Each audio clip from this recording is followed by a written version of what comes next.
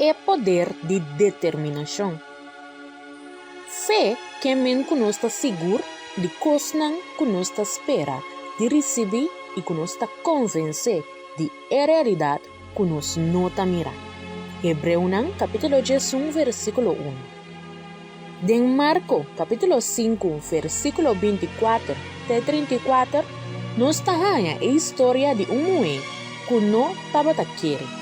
Ela hace tudo lo que estava por e sem nenhum resultado.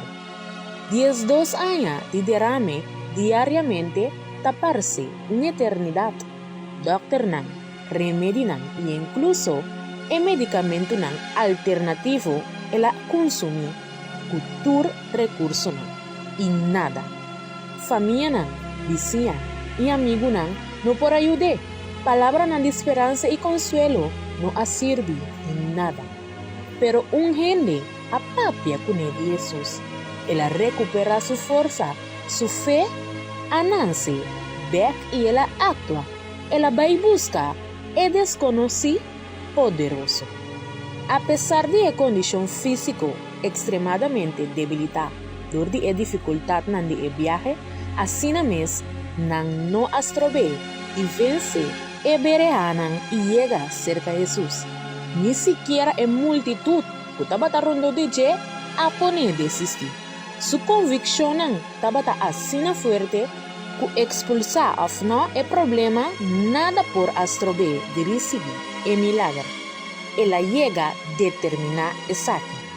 Mishi so, mi mishi que supanha, mi taqueda cura. E ele associa exatamente de maneira é a determinar. Espírito Santo de Deus está busca gente determinar, convencer, decidido, valente e com coragem para manifestar sua grandeza.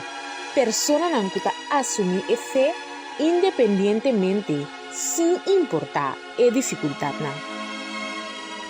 De cada milagre tem guerra entre a convicção personal e aparentemente circunstância. É um que quer a promessa, ta cobra, é um que aprimite. Luta com a arma de fé e conquistar. A arma que nós brinca com ele, não é arma humana, pero ta carga com o poder de Deus, capaz para destruir qualquer forte. Nós tumba argumento falso. 2 de Coríntios, capítulo 10, versículo 4. É um que não quer purba, experimentar, risca, hace aventura ou confia em suerte. Espírito de Deus busca gente que assumir a fé independentemente, sem importar a dificuldade.